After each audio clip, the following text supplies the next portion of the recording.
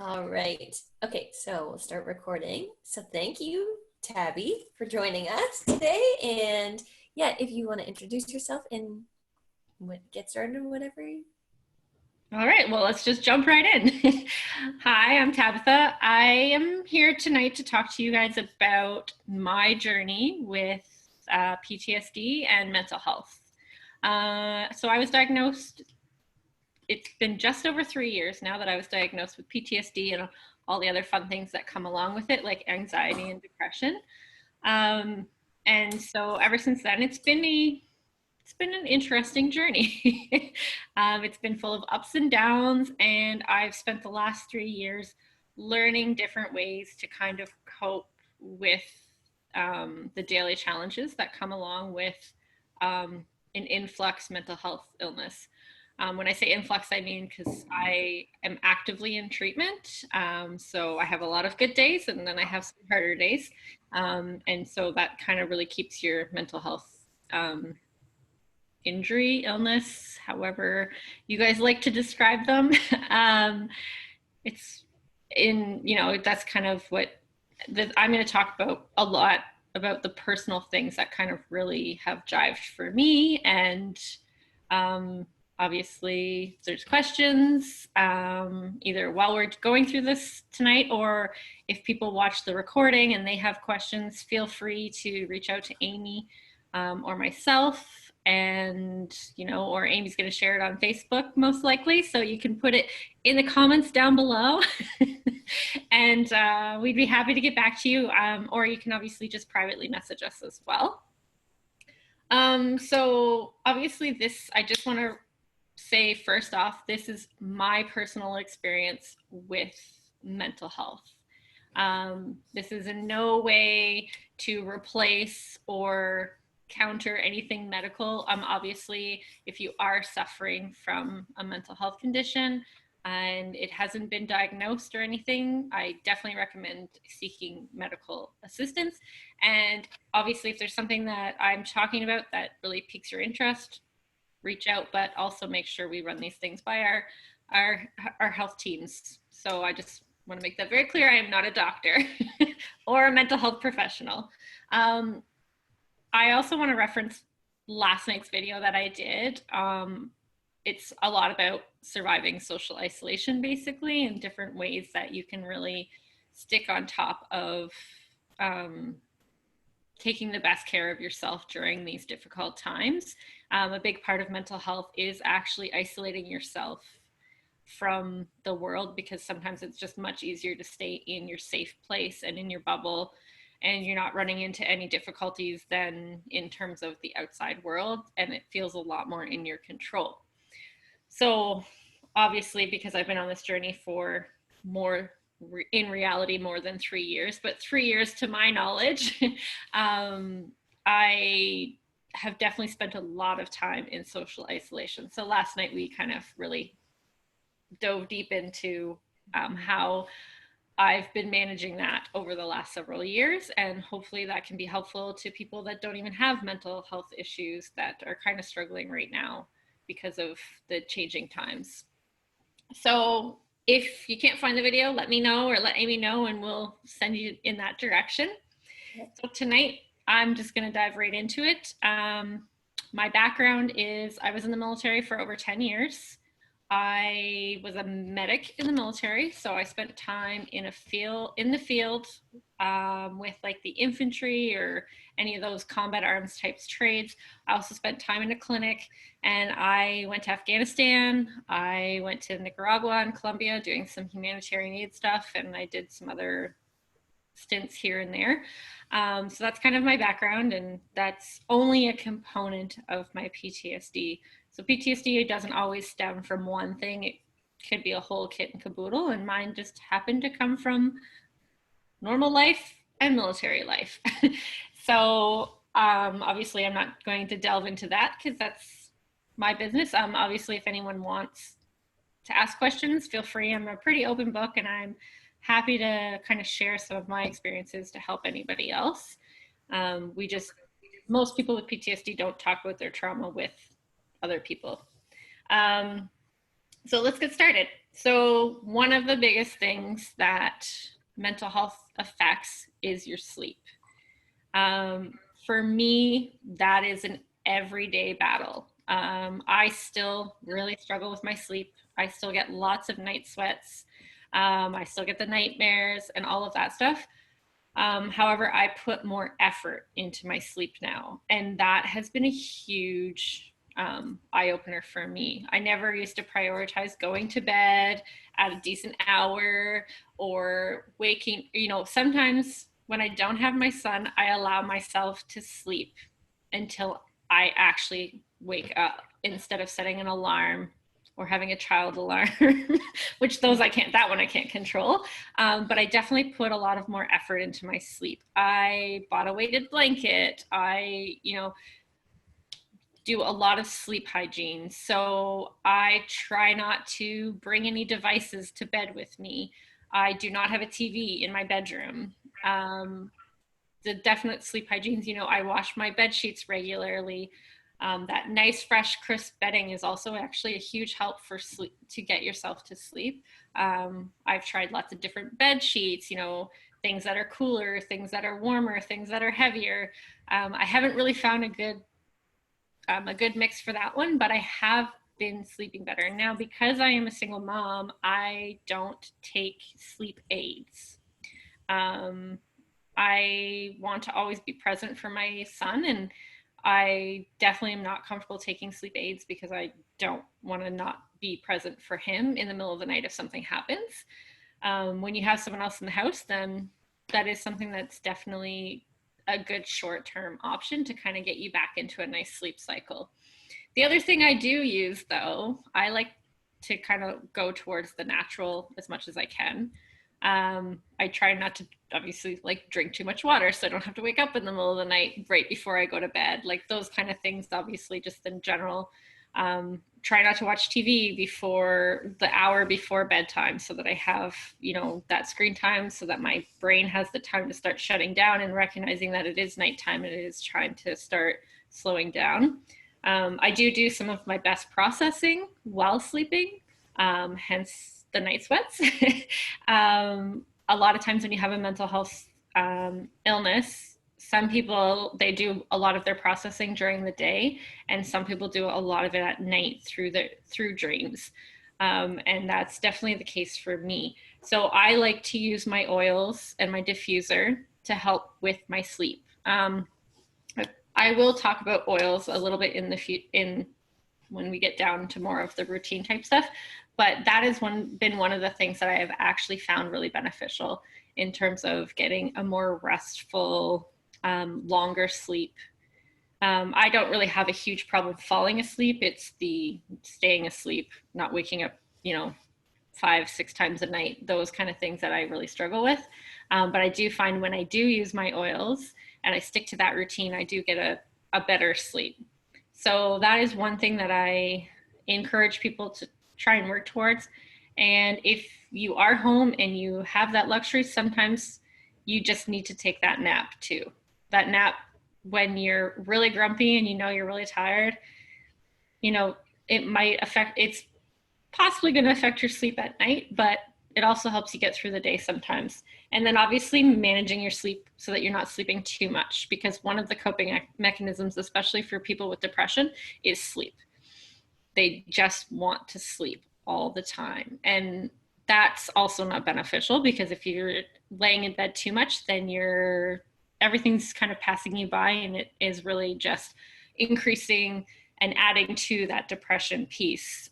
So that's when you actually have to start setting alarms and getting up at a regular time and forcing yourself to go to bed at a regular time so that you're getting that adequate amount of sleep, but you're not sleeping too much. There's a fine line with that, especially when you have there's a multitude of mental health issues, because they're kind of, sometimes they can contradict each other. And so some things, all you want to do is sleep, and other things you don't want to sleep because of all of the issues that sleeping brings with them. So you kind of have to find that balance. And when I'm in a stage of all I want to do is sleep, then there are alarms, and I'm making sure I'm monitoring my sleep so that I'm not sleeping too much and feeding that depressive piece. And so basically try to sleep, try not to have too much technology, and try different things. For my son, his thing is like those calming, tranquil music and things like that. He loves that stuff. It puts him to sleep. I mean, he sleeps good, but it puts him to sleep faster when he's kind of all anxious, like all excited about the day and things like that. And that really helps put him to sleep a lot quicker.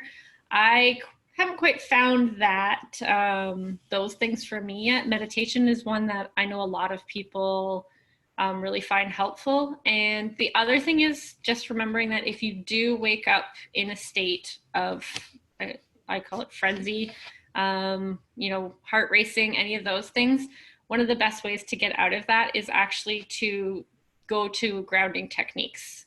So I like to just kind of, sometimes I sit right up and I'll put my feet on the ground, and then I feel my feet and I feel the ground, and I just acknowledge all my body parts, and it helps me bring me to the present and out of that dream that I was having that's feeling pretty present right now. So those are some of my tips for sleeping. I have not mastered that art, so I'm sure along the way I'll come up with a lot more tips if I ever master that art, which I plan to. The next thing I kind of want to talk about is just quickly the routine. So for me, routine is very important. When I stray from my routine, I generally start to go towards things like TV or mindlessly scrolling things, because I don't have any of that structure, and I don't then things start to spiral and it feels out of control. And so when they're out of control, you're just like, well, I give up. I'm going to leave my kitchen dirty and I'm just going to sit here and watch TV or movies. So for me, sticking to that routine has been, is always really helpful, and it kind of keeps me on track. And some of just the day-to-day things that I work really hard at doing is, eating at least 3 times a day. Sometimes when you're struggling with mental health, that is something that is super difficult, just getting that food into your body, or even remembering to eat, because you don't always feel hungry because you have so many other things going on that kind of can be pushed to the back burner. So one of my goals is always to eat 3 times a day, even if it's just 3 small things, just to keep that, that system going. And actually, when I'm really good at eating 3 good meals a day, I feel hungry. Whereas when I'm not doing that, I don't feel hungry. So if I'm eating once or twice a day, I don't have hunger. I just don't want to eat. So that's a big thing when you're struggling with mental health, or someone is struggling with mental health, helping them to eat. Doesn't matter at this point what you eat. It does actually matter, don't get me wrong. Food is a very important part of this journey. It's very important to make sure that you're fueling your body properly and giving it what it needs. Now, that doesn't mean you can't once in a while, treat yourself, but it does mean, especially when you're not hungry, that you're putting in the healthy stuff so that you're actually getting the nutrients that you need. I do supplement because I know that I'm not getting what I need, and I'm not getting all the vitamins and nutrients that I need. So I do take the doTERRA Lifelong Vitality Pack, which has the your omegas and has your multivitamins, and then it also has a cellular complex that helps at the cellular level. And I have realized multiple times when I'm on and off that bandwagon, because I fall out of routine and I don't take them regularly, and then all of a sudden a month goes by and I'm like, oh, I haven't taken those, and I'm exhausted all the time, and my mood is, there's just something off. And when I start taking them again and I all of a sudden start to have really positive outcome, then it's like that reminder that, hey, yes, I'm not getting what I need, and this is at least helping me to get there. So supplementation, I find, when you're not fueling your body properly, is really important, because your brain requires a lot of nutrients. There's actually research studies done on different types of eating plans. I don't want to call them diets. They do call them diets, but I don't think they're diets when they are there to help fuel you to be your best self.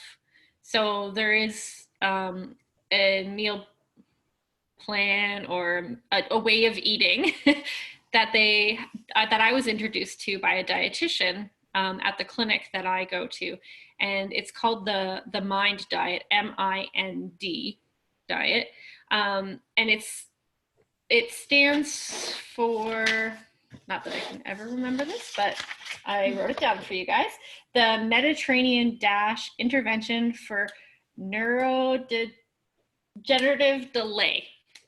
Yeah, see, that's why they call it the Mind Diet.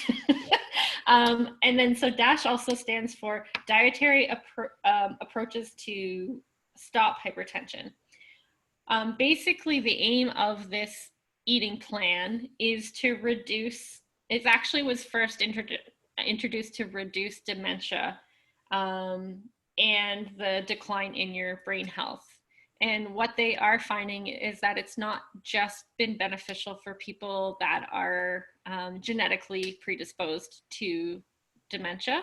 It actually has been very beneficial to people with mental health conditions in general, because it is promoting brain health. And that's the obviously that's what you need, is you need to help fuel your brain, not just your body, but also your brain. You need to eat those foods that are stimulating the brain and actually fueling the brain to help take care of itself and help to repair itself. A lot of mental health conditions have a chemical component to them. So yes, we all know that it has obviously a mental side of it, but there is a physiological response there as well. And studies, like when they study people with like PTSD, or people that have, you know, traumatic brain injuries or any of that stuff, there's always a chemical component to it as well, especially with obviously like traumatic brain injuries. There's been a mechanism of injury, so there's some way that it hurt the brain, whereas with PTSD there isn't usually a physical component to it. So there is actually studies out there that are showing that people with PTSD, our brains work differently than what they did before we had PTSD. So they're firing at a completely different level. They're using different parts of the brain to work. And so when you're actually fueling your brain appropriately, it really does help. It sets you up so much more. Because I struggle, the eating side is a struggle for me because I do not get hungry a lot. I feel my emotions internally. I don't feel them externally, which has been a big part of my journey. So when you feel them internally, it does affect things like your appetite and obviously all the different levels. So for people out there that are listening that don't necessarily have a mental health illness, but there's someone in their life that is very, you know, someone in their life that they would like to support through their mental health journey, just doing simple things like, if you live in the same house with them, having snacks at the ready. I wouldn't say force them to eat. You can, subtle reminders are always nice. I find it super annoying when people call me and are like, "Did you eat today?" Go away. I appreciate the sentiment behind it and the effort that they're putting into it, but it's already frustrating as it is. So just giving them those subtle clues and reminders and having the food readily available for them is a huge help. It goes a long way in terms of fueling your body properly.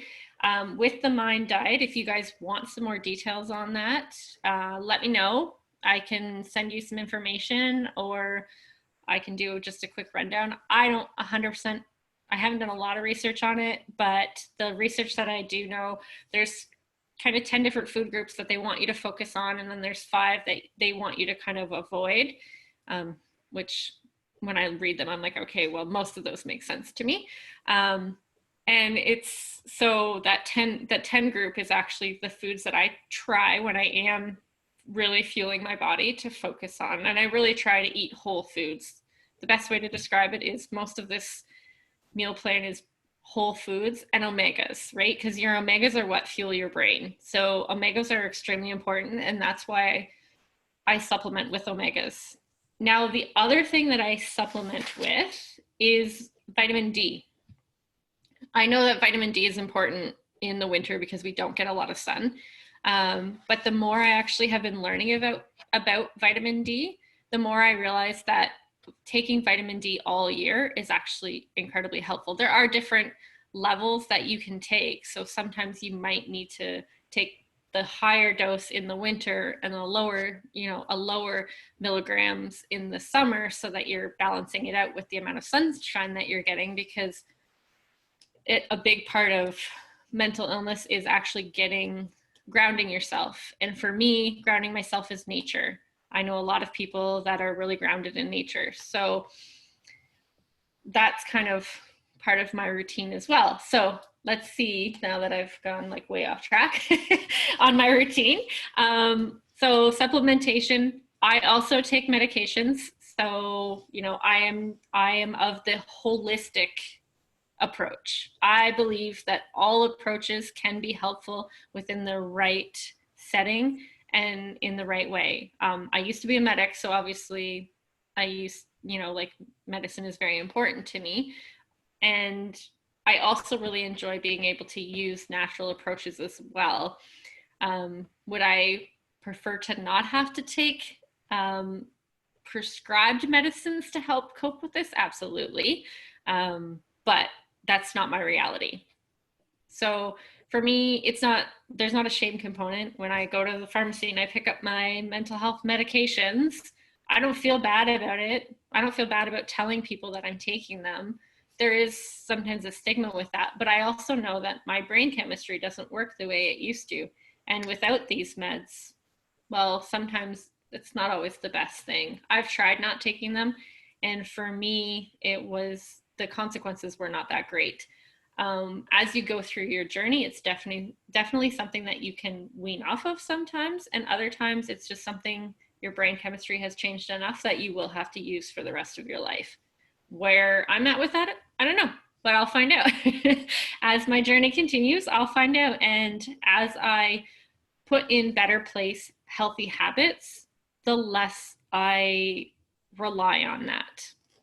And I don't take a lot of medications either, because I have been able to kind of find that balance with some of the healthier options. Some of the other things that I do within my routine, I mean, I talked a lot about routine yesterday, so I don't want to like hammer home, but routine, but mental health specific routines. I try to exercise, again, see yesterday. I always schedule my mental health appointment. I prioritize my mental health. So my routine is once a week, I have an appointment with a mental health practitioner. And that is something that is my priority. It will not change. There's very few things that actually take priority over it. And my son's probably one of the only ones. And even then, if I can rearrange it so that I still get to do that, I will, because the benefits that I receive from that far outweigh the consequences of giving up, an hour with my son. I'll get him a babysitter for an hour if I need to, or anything like that, just to make sure that I can show up the best mom possible for him. And in order to do that, I need to do this appointment weekly. And now obviously things are difficult, but we do phone sessions right now because of the way the world is.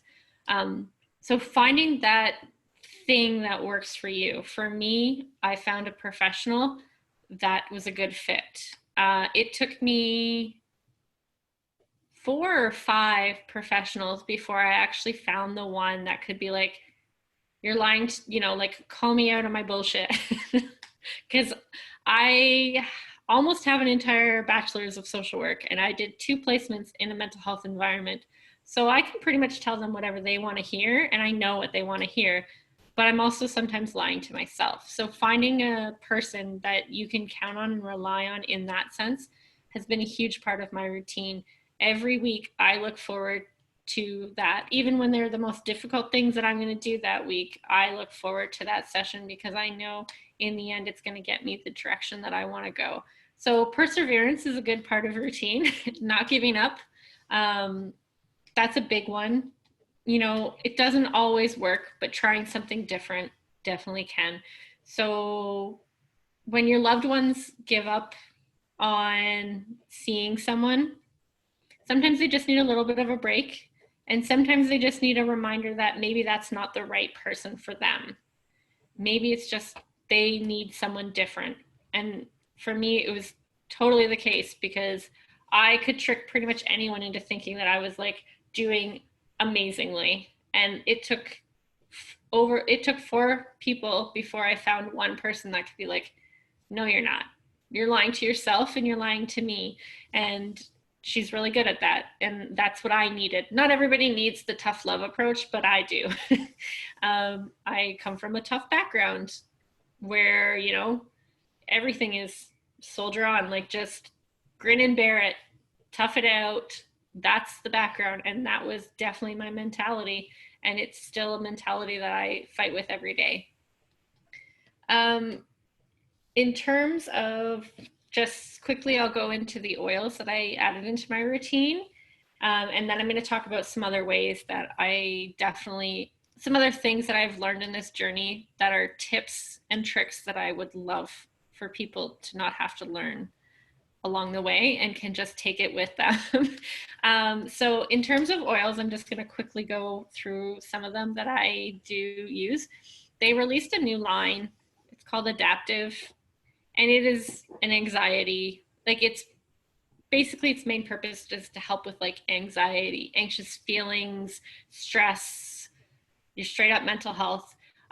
When I first got that, I fell in love very quickly.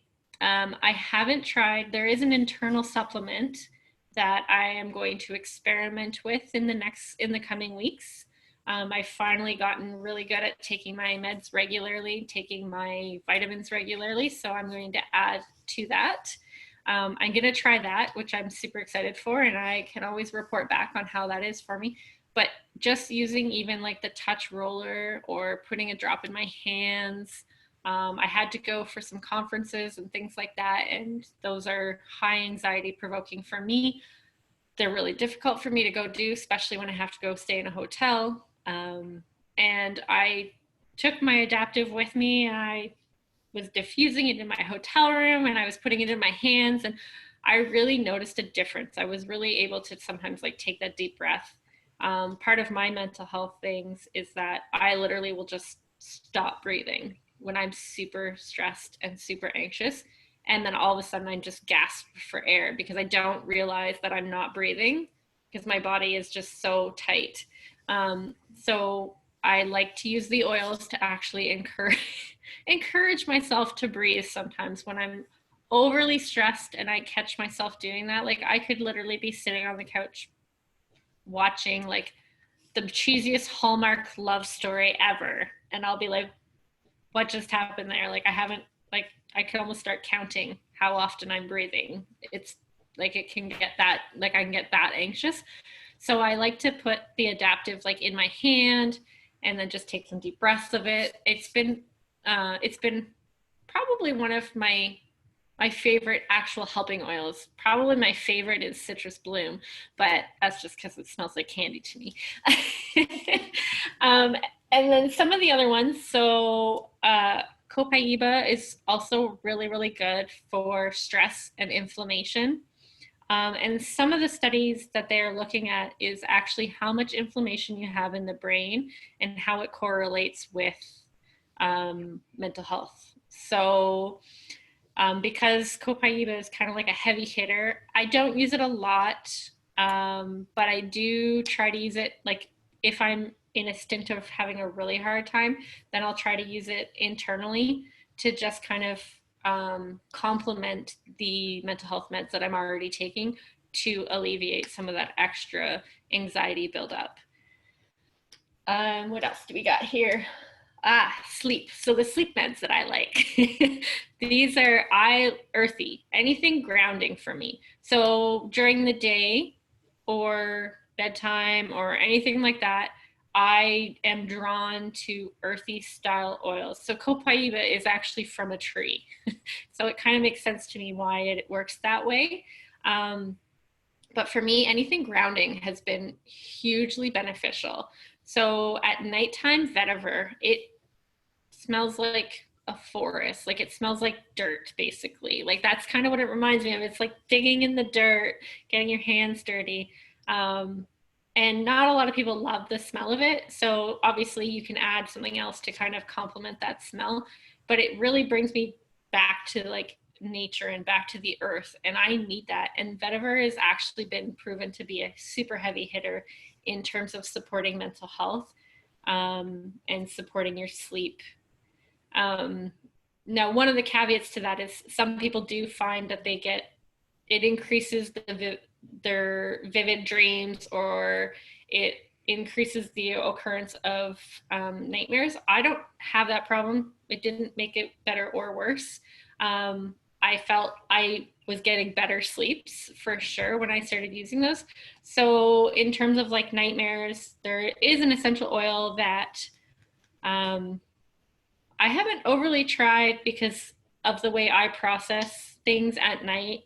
Even though I don't appreciate my dreams, I appreciate that I need them.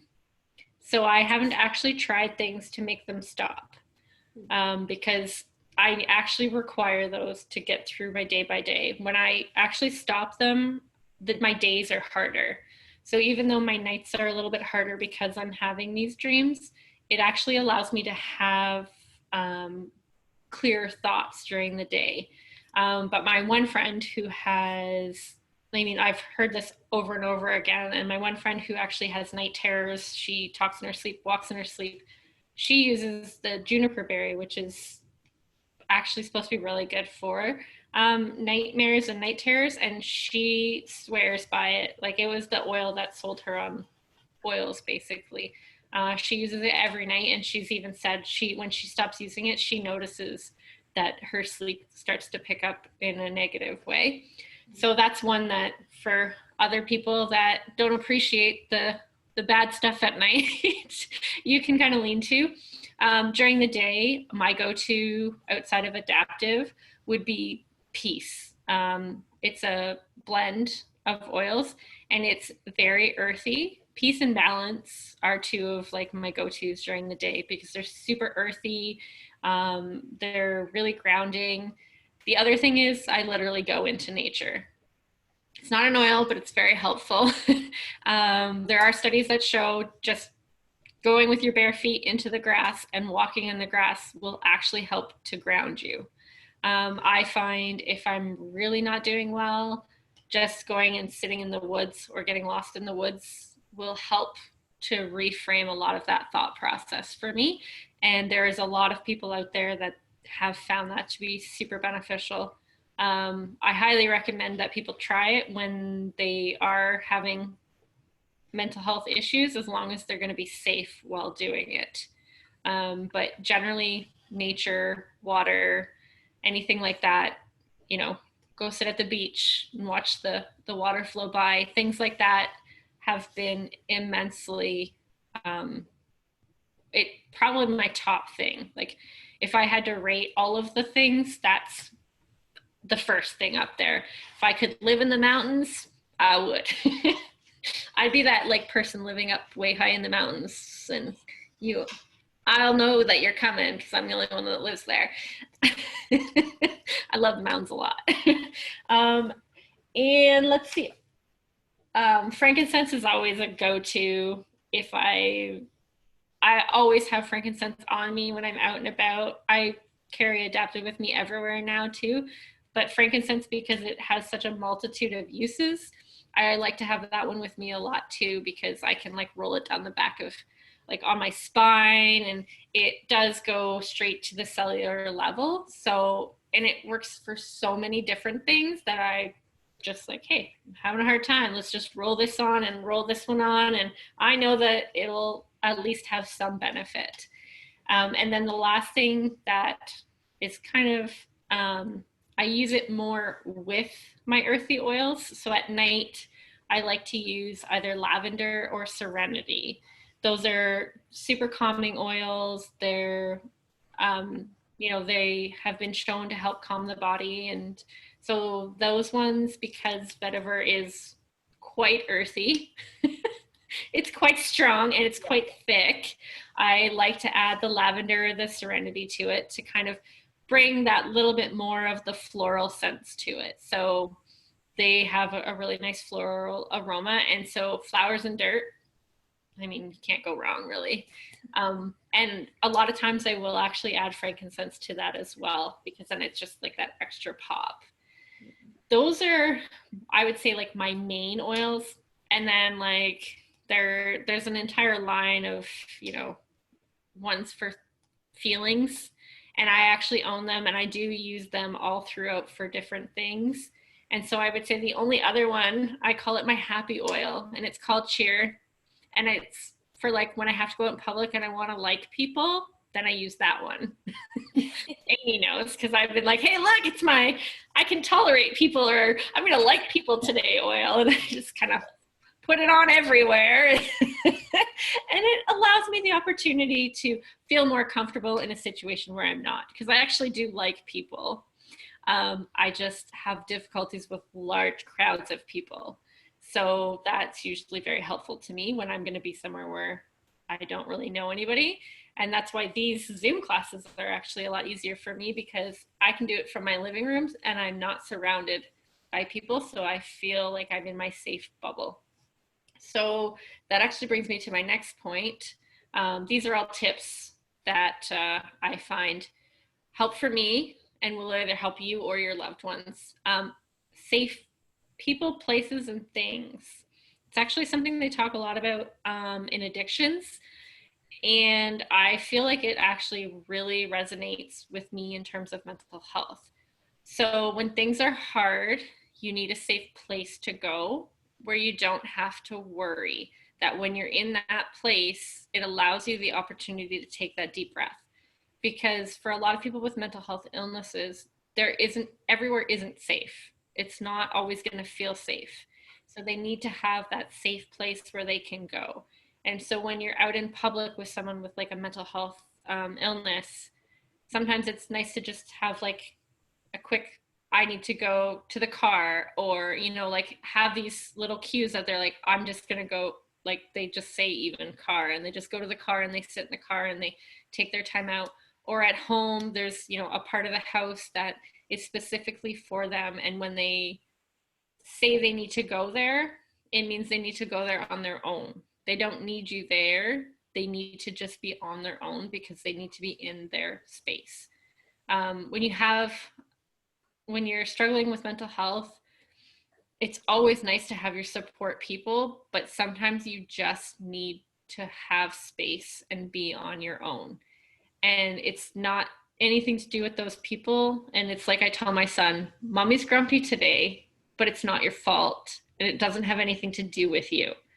And that is the one thing that I can tell you, coming from someone that also supports someone with a severe mental health illness, is that I sometimes need to hear that they need their space, or they, like when they don't tell you, you don't know. So sometimes when you're on the receiving end, you can say things like, do you need to be alone? Or you already have these pre-set up things, like they say, I'm going here, and that means they're going on their own. Setting up safety, like basically rules, I guess, would be the best way to do it. Rules surrounding what works for you as the person with a mental health condition, but also the supporter of the person with the mental health condition, what they need, but also what you need. So there's obviously safe places. People is a hard one because not everybody understands, and some people have the best of intentions and they feel like they understand, but they really don't. So you need to find those people that you can lean on in those times. And that actually goes for people supporting people with mental illnesses. Your friends aren't always going to understand what you're going through or what you tolerate. So you need to find those people that are going to be not judgmental and that are going to just listen when you need them to just listen, but are also going to support you in the ways that you can be supported. There's lots of people in my life that want to help me and have really good intentions, but I will never rely on them when I need the mental health support because their intentions are great and I love them for it. But ultimately, I feel like shit after I'm done talking to them because they really truly don't get it. And then I feel bad because I feel like shit because they weren't helpful, but I also feel bad because I know that they want to be helpful. So just knowing who those people are for either yourself or for your person that you're supporting is very important because sometimes you can't be that person. You can't always be that person for them. And sometimes it's a matter of, hey, do you want to go talk to your best friend? Or, you know, like I can tell something's going on. We don't need to talk about it. Go talk to, and then whoever their safe person is, you know, and, but ultimately allow them the opportunity to talk to you too. Be like, hey, I'm here, you know, I'm here, but I also won't take it personally when you go talk to, I'm a veteran. So there are certain things that I have a hard time talking to people about that they couldn't understand. And most of the time, I'm actually very grateful that they couldn't understand it, but I need that person that can understand it to kind of talk it out. And it's not, don't take it personal, I guess, is one thing that I can say to the supporters of people with mental health. Don't take it personal because it is not about you. Um, Most of their mental health problem, and I would say pretty much all of it, is not about you. Um, And then there's obviously things for people with PTSD, especially, that will trigger them um, into a really bad state. So it is nice. We can't always verbalize what those triggers are, but if you can try to have conversations with them, either after they've been triggered to understand they're in a safe place to have a conversation, it's really important. The person that I supported never explained their triggers to me, and so sometimes they were triggered and I didn't understand why because it was like a normal day-to-day thing that happened fairly regularly. And if I had known that that was a trigger, I would have been able to kind of adjust life to help support that and be less triggering. So for people with mental health, definitely talk to the people that support you the most, especially if they're doing things to trigger you, because they're not doing it on purpose. They just don't know that they're doing it. So explaining that to them is very important. But also when you are that person saying, hey, something happened, I don't quite understand it. When you're ready, I'd like to know so it doesn't happen in the future. There's always got to be that space. And that kind of leads me into the next one, which is boundaries. I didn't understand how important, even though I did 2 student placements in social work and mental health, I still truly didn't understand boundaries. I even ran an addiction, like a post-recovery addictions group, and I still didn't fully understand how important boundaries were until I got really far into this journey. Um, Boundaries, and this goes for everyone, whether you have a mental health condition or not. uh, Once you learn to start putting your boundaries in place, your life will get better. But guess what? So will the lives of the people in your life.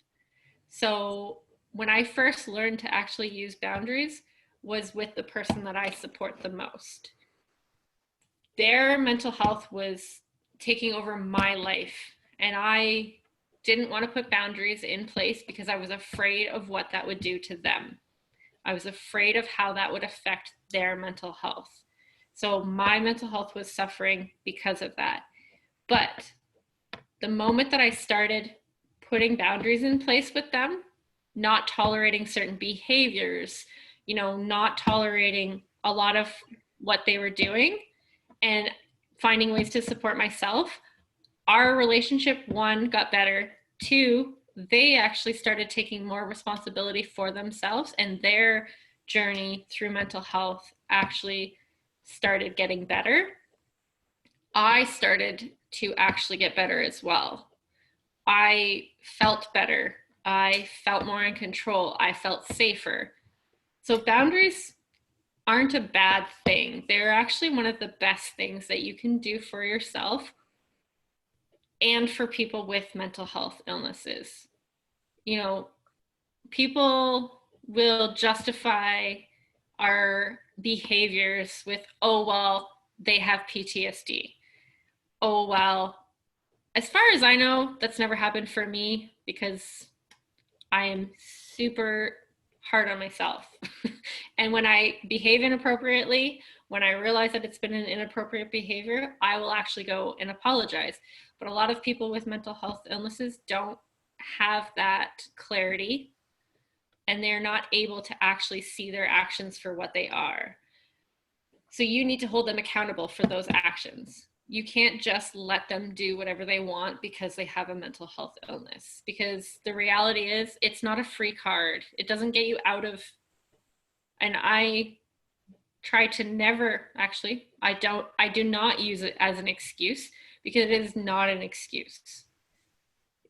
Every person, whether they have a mental illness or not, is responsible for themselves. So when you can start putting those boundaries in place, and that includes people with mental illnesses, like I say no to a lot of things. I have literally told my mother that as much as you want to guilt trip me about doing this, it is not something that I can do. So stop. And those are things that you need to do for yourself. You need to put those very hard lines in place that are like, no, this is not okay. You're asking too much of me, and I am not okay with that. And you shouldn't have to explain your boundaries because generally they're very straightforward. Boundaries are usually pretty straightforward. You know, especially with people that have been around your journey, they're generally pretty straightforward. But it has been one of the things that has been like a guiding light. Like it was like a light at the end of the tunnel almost. Like it was one of the best things that I ever did for this journey was learning my boundaries and what I could tolerate and what I couldn't tolerate. And I would say that that was more of a boundary in the sense of being the person supporting someone with a mental health illness. Before I did that, I literally was terrified all the time. I walked on eggshells all the time. And it's not good for you. Being the person, when you support someone with a mental health illness, you should not 24 hours have to be walking on eggshells because that's not your job.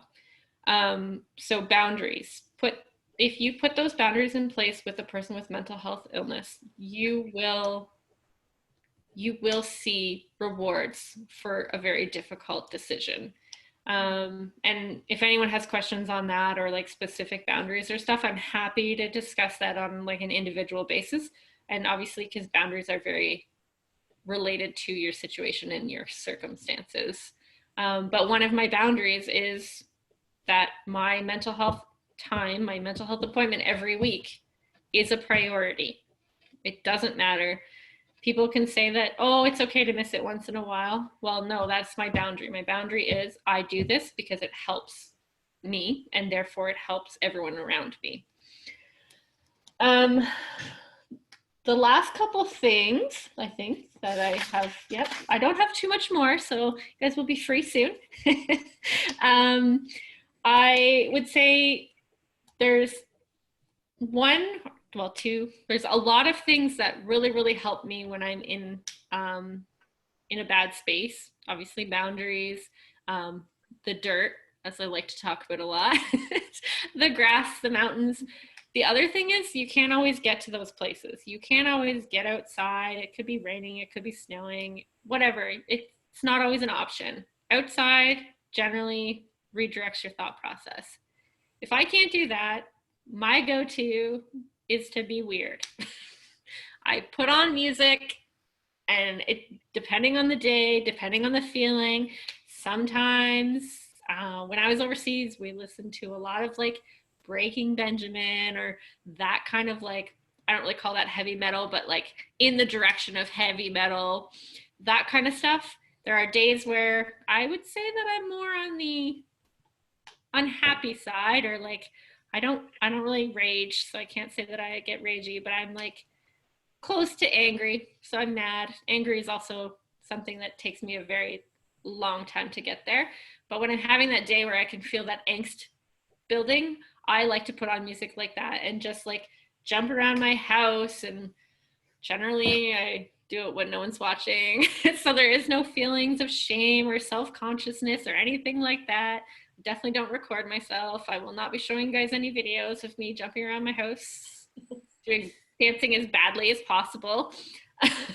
But it really releases a lot of that tension and that buildup. And even music in general, like when I go for a walk, if I don't want to hear myself thinking and I've decided that today is not a day where my thoughts need to be present, I will put on music. And, you know, when my thoughts are overwhelming me, I stick music in my ears. And yes, it's not good for my ears, but I turn my music up as loud as possible and I drown out my own thoughts and I get lost in the music, and it gives me reprieve from my thoughts and the anxiety and all of that stuff. And I found hobbies too. And this isn't just for people with mental health illnesses. This is for people that are supporting those people. You need to find your outlets too, because if you don't find your outlet, you will start going down that road too. And it's just the reality. When you support someone with a severe mental health injury, you are going to be more predisposed to potentially developing things like anxiety or depression or things like that, because your life is just a level of stress that you're not used to. And then that stress builds on that stress, and you need to find ways to let that out, because you will show up better for you and you will show up better for them. Because the reality is that I know, like, for me, Amy has been like a huge support for me, but I also know that she does things to take care of herself, and I can count on her because she is good at knowing what she needs when she needs it, whether she knows that or not. I found that like that's been a huge help for me, is I know that when I do count on her, I'm not going to overburden her, because sometimes when you are as aware of your mental illness as you're also hyper aware and of potentially leaning too hard on certain people. And you don't want to do that because you don't want to drag them down with you, I guess would be the best way to describe that. So when you're that main support person for someone, when they see you taking care of yourself and finding things that help you to distress and relax, not only are you setting the example for them, one, they might find that what you're doing is helpful for them too, but it also means that you have more energy to put into that person. And when you are the person with the mental health, it allows you to have more energy to put into the day-to-day life. I started doing an arts program a couple years ago now, and the biggest thing, I mean, I live a fairly isolated life, so this COVID-19 has not been a huge change in direction from my normal life. But there's two things I miss most, obviously, my family and my close friends, but also going to arts. So every week I would go to arts, and I learned how to do pottery, and I've learned how to weave, and I've learned how to work with stained glass and all sorts of random things that if the apocalypse ever happens, I'm your girl. Yeah, move in, Tabby. I can make you clothes and all that stuff. And those things I never ever expected to actually be beneficial to me. I have never been a super artistic person, and I would not say that my art abilities are anywhere in the artistic realm, but I enjoy it. And that's all that matters. You don't have to be good at it. You just have to enjoy it, and it has to be something that will help you relax. And I think, and then the very last thing, which is something I touched on last night, and I just want to touch on it quickly again, is that negative social media or too much social media will definitely contribute to especially depressive type symptoms. So if you have depression, put your phone down, stop scrolling. Don't listen to this if that helps.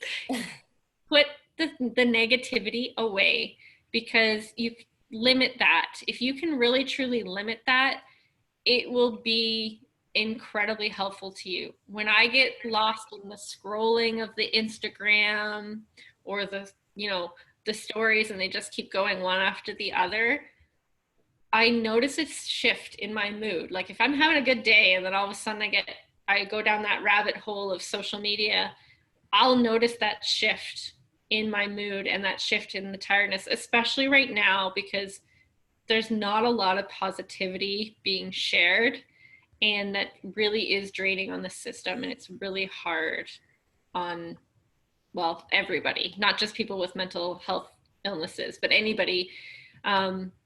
So if you're supporting someone with a mental health condition and you see that they're watching TV all day or playing video games all day, or ask them to do something with you. If they say no, then they say no. Don't take it personal. It's just that's where they're at on that day and at that time. But one thing I've noticed with my mental health journey is that a lot of people stopped asking me to do things, and they kind of, like, a lot of people left my life, especially during the times where I struggle the most, and I do want to say no to most things. People stop asking. Don't stop asking. That is the biggest thing from someone with a mental health illness, is don't stop asking. Don't expect them to say yes, because then you're going to let yourself down, but ask and hope that they'll say yes. And then when they say no, or maybe they'll surprise you and say yes, but if they do say no, don't take it personally. It's not about you. It's just about where they are in their journey. But every time someone asks you to do something, even if you say no, it makes you happy, because you remember that those people still care. And when you know that people still care, it gives you a reason to keep trying and keep working towards getting better. When everybody gives up on you, well, then what's the point kind of idea. A lot of people with mental health illnesses feel like when everybody gives up on them, there's no point in them continuing to try because no one else cares.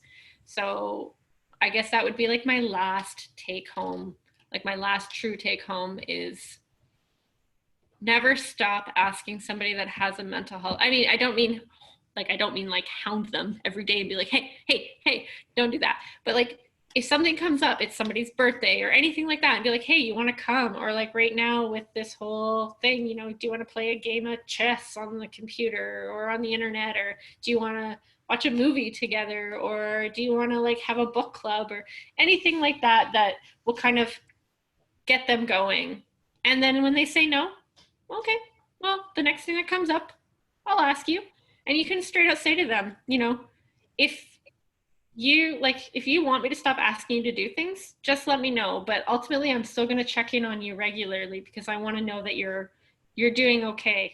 And, or that if you need anything, I want you to know that I'm always here and I'm not going to give up on you, because that is the hardest thing about going through a mental health journey, at least in my opinion, is so many people stop trying, and it feels like they stop caring.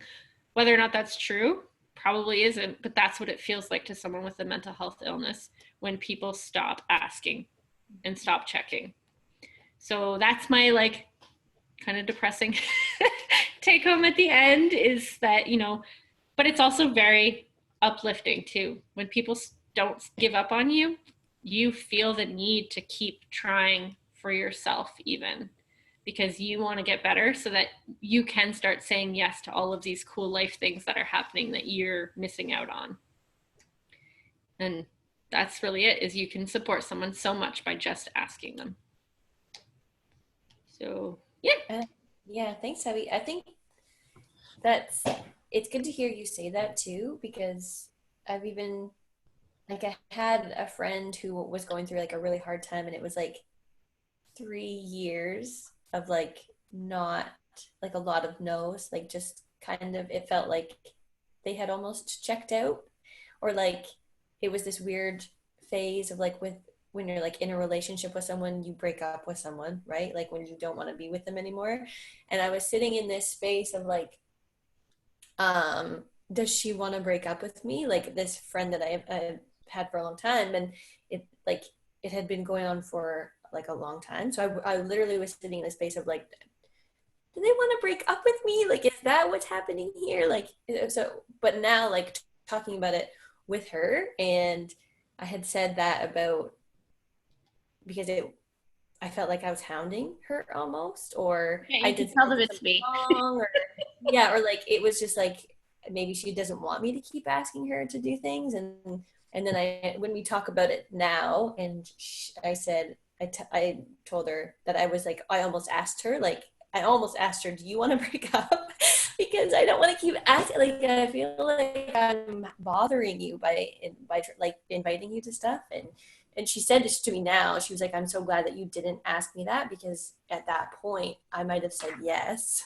She's like, I might have, like, I might have said that to you. And so she's like, I'm glad that you didn't ask me that at the time, but it's so important to hear that. And I think that was a reflection on me too, because it was, um, like I was just taking things personally, right? Where it's sometimes it's hard not to do that. And so you sharing that and wanting to be someone to like be supportive, it's very helpful to hear you say that those things are like important and they go noticed, right? And like that's the whole point, is just trying to get people to remember that they are cared for and loved. And so yeah, I appreciate you. Yeah, I remember the day that you asked me whether or not you have more than one friend that you've had to ask this question to. But I remember the day you asked me, like, do you want me to stop asking you this question? I was like, no. Yeah.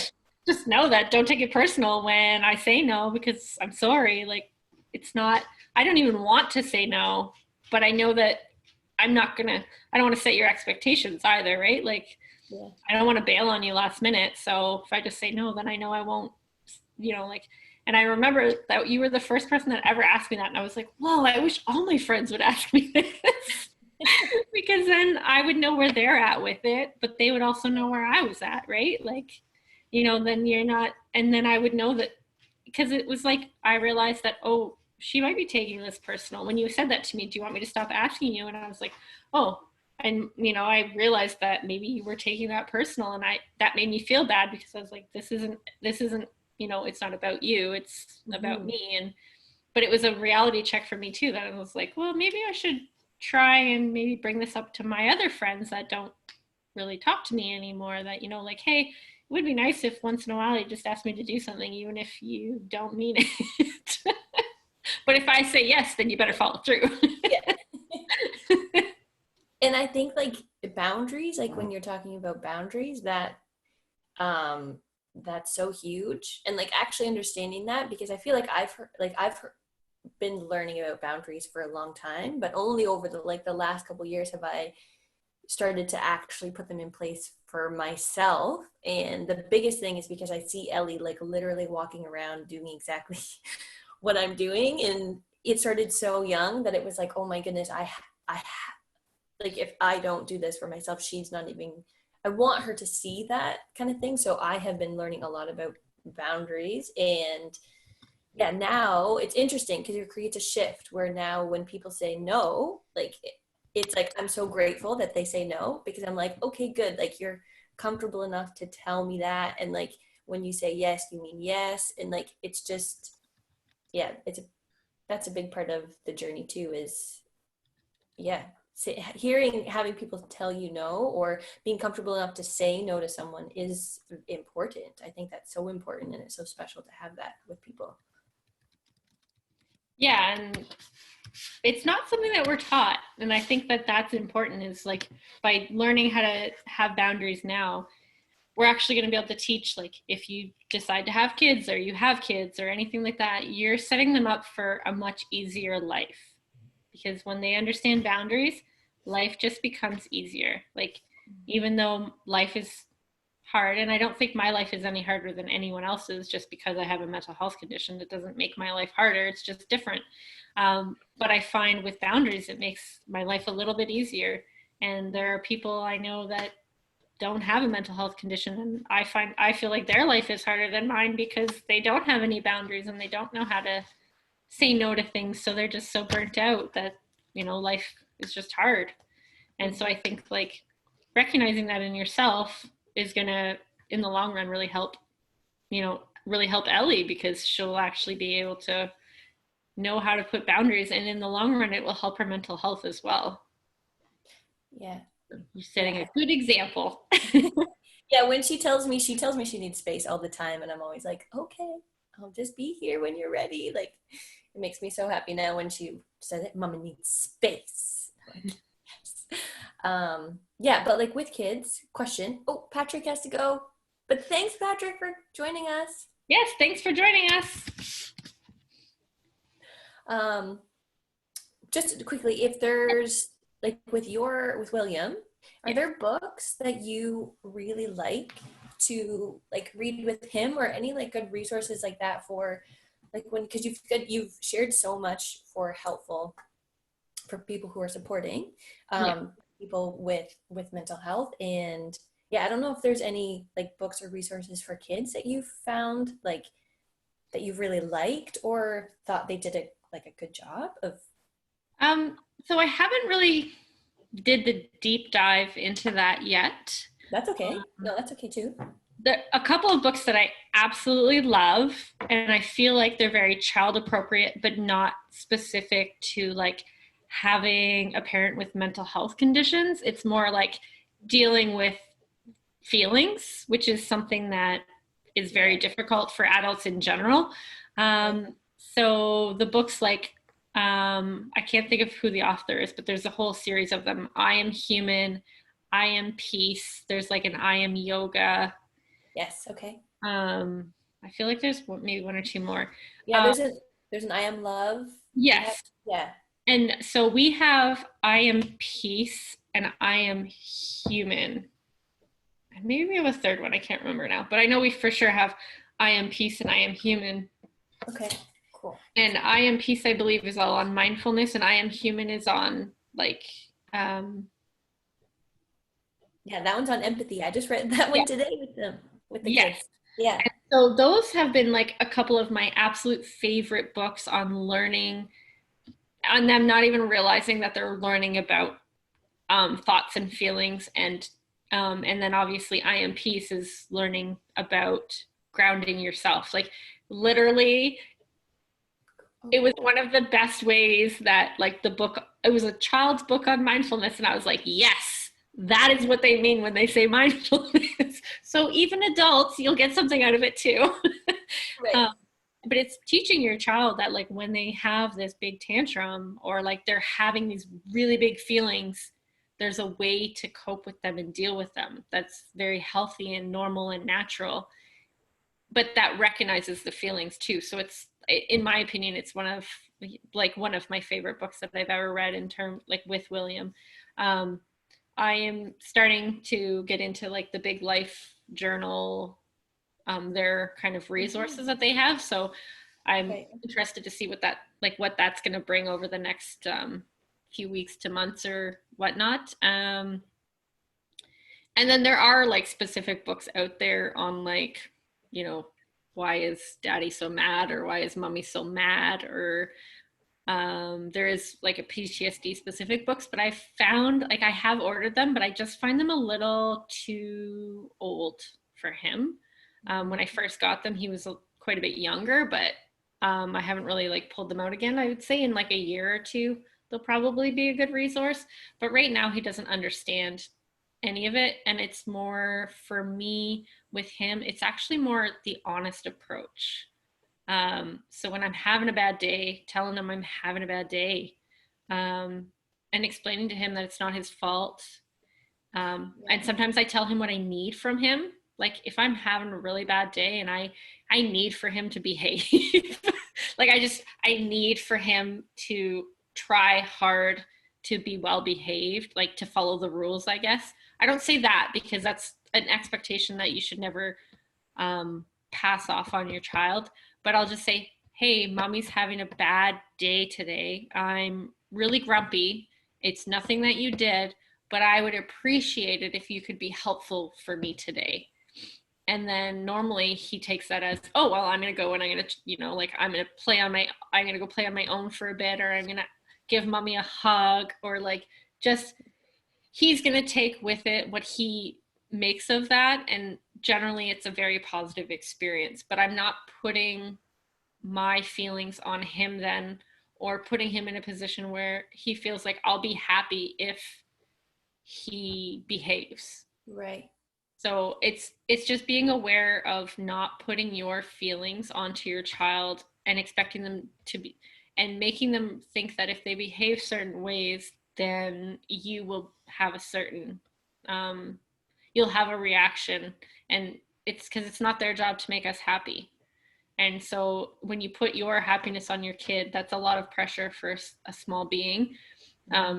So just giving them that room to breathe is a big, I find like it's really helpful to him. And also recognizing that they have big feelings, and they most of the time don't know what those big feelings are. So when I'm having really big feelings and he's having really big feelings, generally I say, like you said, you say, well, I'm here for you.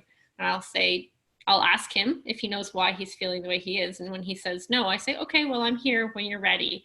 And, you know, or, okay, I'm going to sit on the couch and I'm going to hide because I'm having, but no, I don't say that, but I'm like, I'm here when you're ready. And then I'll just remove myself from like being too in his face. And it also gives me that space and that freedom. And the other thing that I do with him that I have found really helpful is I actually give myself timeouts. So when I feel myself getting so worked up that I don't like how I'm behaving, because I'm not a yelling mom, I'm not, you know, big mean mom, like I don't like to yell because it really accomplishes nothing. And he actually will tell me that, mommy, you're getting loud and I don't want to listen. And I'm not going to listen anymore. You know, like you yelled at me, so I don't know what you just said. Like he reminds me that when I get elevated, he doesn't listen anymore. So I'll be like, it's time for mommy to have a timeout because mommy's getting too worked up and I need to take a little break. And when I'm done my timeout, then we'll sort this out.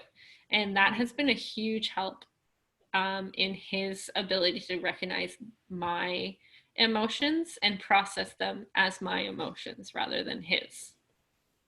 So those are some of the things, I guess, the tips that I can give. Like if you are, even like if you're just struggling, you don't have a mental illness, but you're having a hard day or you're having a bad day, being honest with your children isn't going to hurt them. It's actually going to give them the opportunity as they grow to realize that everybody experiences all emotions. And like I remember growing up and I never really realized my parents had an array of emotions and I never saw how they dealt with them.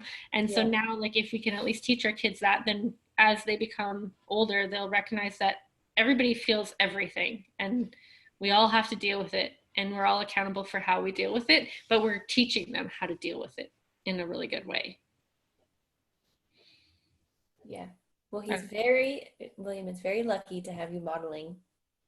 I'm trying. I am by no means perfect and I'm far from it, but you don't need to try. We can do our best. And that's exactly it. No one's perfect. We just got to do our best. Exactly. Yeah. And some days, if you get up and you put your pants on, then some days that's literally your best. And once in a while, I do remind myself of that. Like today, I got up and well, let's be honest, we're all just putting on comfy clothes, but I got up and I put clothes on. So that's a win for the day. And sometimes you just have to be gentle with yourself, whether you have a mental illness or not. Being gentle with yourself and recognizing those small wins in the day go a long way to helping along the journey. That's so good. Well, thank you for sharing, Tabby. Oh, no problem. Yeah. Was there anything else you want to share? Well, I don't think so. I think we've covered a lot. You did? Yeah, you covered a lot. That was. I mean, I'm sure there's way more that I could cover, but you know, my plan was originally to keep this to 40 minutes and we've gone way over that. So I think I'll give everyone a break. But if anyone has any more questions, just let us know. Yes, perfect.